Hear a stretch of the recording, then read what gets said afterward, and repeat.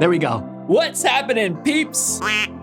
I'm Jacob, and today we're celebrating a day that is all about hope. Hope is believing that something good can come out of something bad. And something really good came out of the day we call Easter!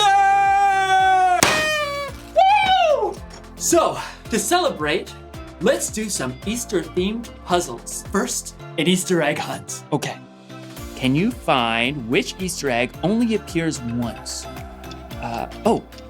Is this one up here? No, that one has a twin.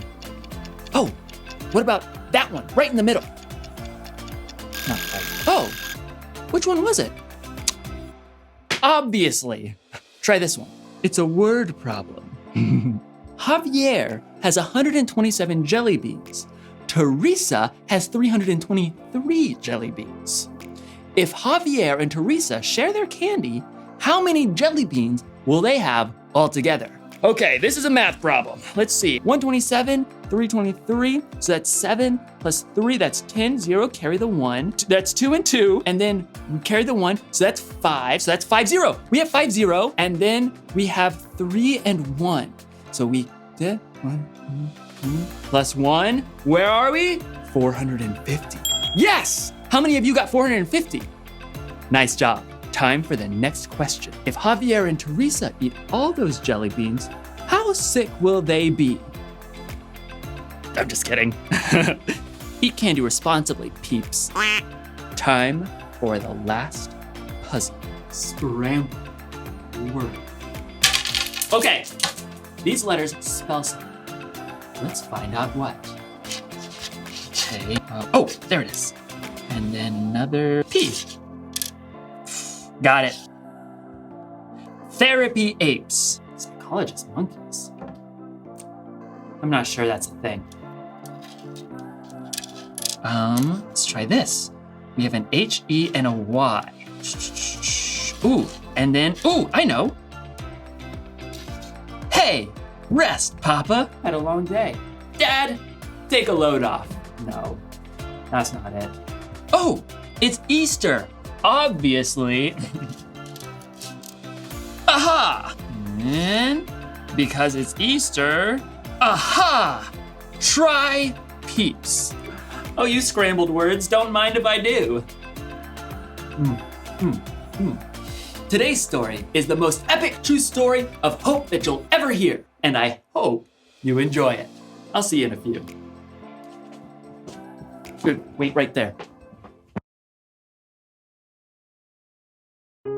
The Bible. It's 66 books of history, stories, letters, and poetry that fit together to form God's one big story. The epic adventure of how He created us and loves us so much that He made a way to rescue us.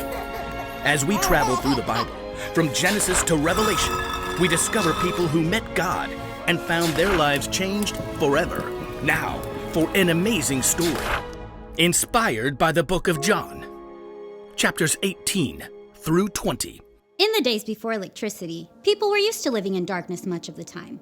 But no one had ever known darkness like the deep dark that descended during Passover week nearly 2,000 years ago. Jesus had arrived in Jerusalem to shouts and cheers. Hosanna! Blessed is the King! Hosanna! But the religious leaders had been plotting a way to get rid of Jesus, and they had found the perfect way to get to him. Through one of his closest followers, Judas.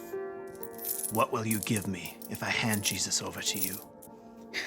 For 30 pieces of silver, Judas promised to betray Jesus, the light of the world! Darkness was coming, but Jesus wasn't surprised. After a special Passover meal with his friends, he told them, "In a little while, you will no longer see me. Then after a little while, you will see me." Jesus led his friends across the Kidron Valley to a garden called Gethsemane. "This very night, you will all turn away because of me." Peter hurried to step right up beside Jesus. All the others may turn away because of you, but I never will. In the garden, Jesus pleaded with God in prayer. "My Father, is it possible for this cup to be taken away? But if I must drink it, may what you want be done." His friends couldn't stay awake long enough to pray with Jesus. But soon, the dim silence of the garden was broken. A mob of soldiers and officials streamed into the garden, carrying flaming torches. Judas marched right up at the front and led them straight to Jesus. Who do you want? Jesus of Nazareth! I am he. At first, everyone fell back, but then they surged forward to grab Jesus. Peter tried to defend him with the sword, but Jesus stopped him. Put your sword away. Shouldn't I drink the cup of suffering the Father has given me? Jesus was tied up and taken to the high priest for questioning.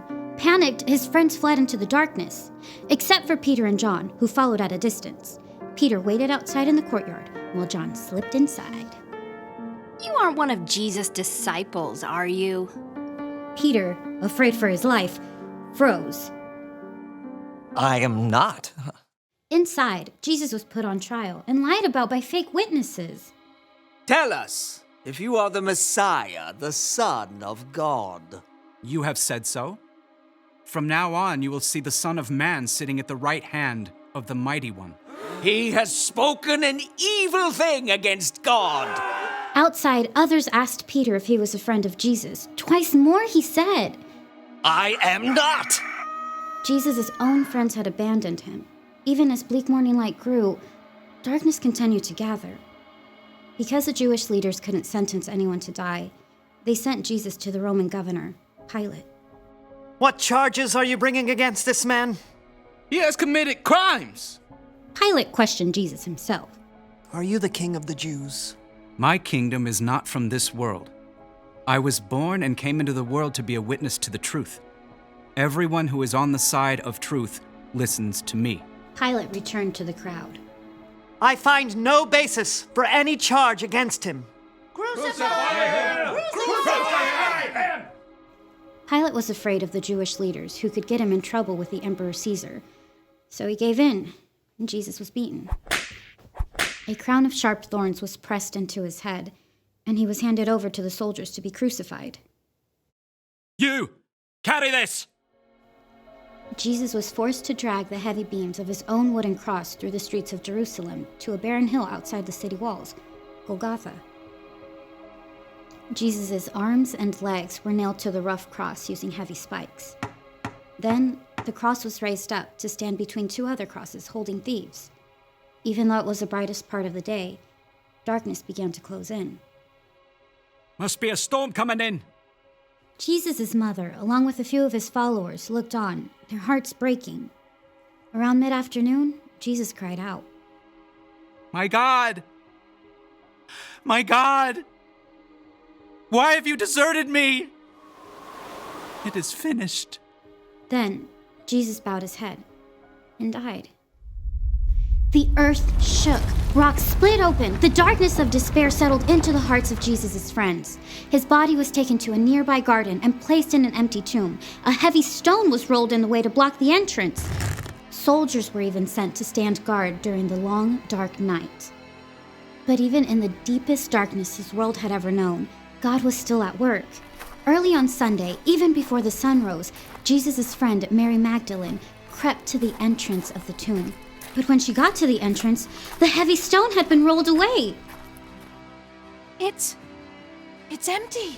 Confused, Mary raced to find Peter and John. They too saw the empty tomb and returned home, still trying to understand. Mary stayed behind in the slowly growing light. Tears filled her eyes as she bent into the tomb to see once again. Oh!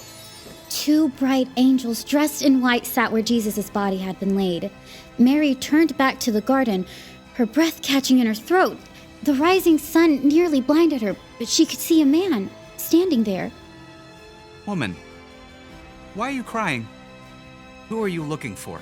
At first, Mary thought this must be a gardener, but then he spoke again. Mary. Teacher! It was Jesus, alive! Mary threw herself at his feet. As the light grew around them, Jesus told her, Do not hold on to me. Instead, go to those who believe in me. Tell them, I am ascending to my Father and your Father, to my God and your God. Mary raced to find the others. I have seen the Lord.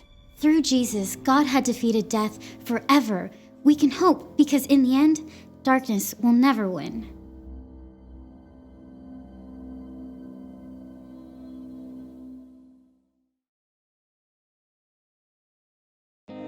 Got it.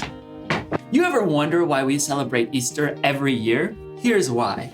When sin entered the world, people and God were separate. It was easy to see how far apart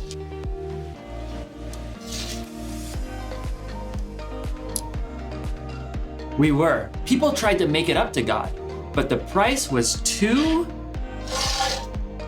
steep. So, God came up with a plan to save our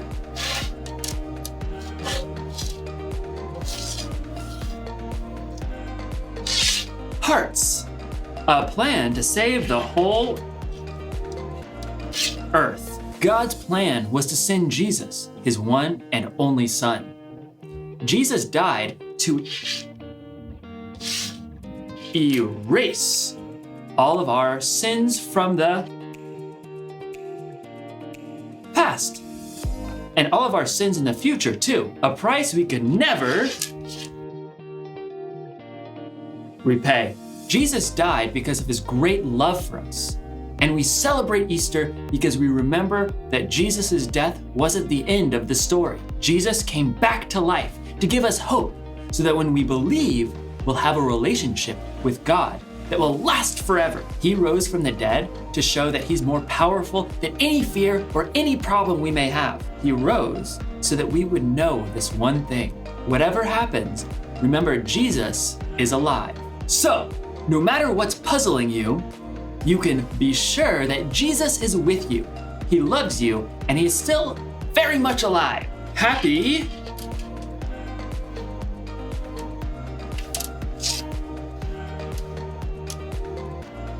Easter, everyone. What? Oh.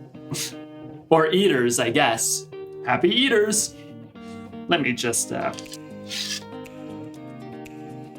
Happy Easter, everybody! And just for good measure, one more of these bad boys. Woo! Happy Easter! I'll see you next time, peeps.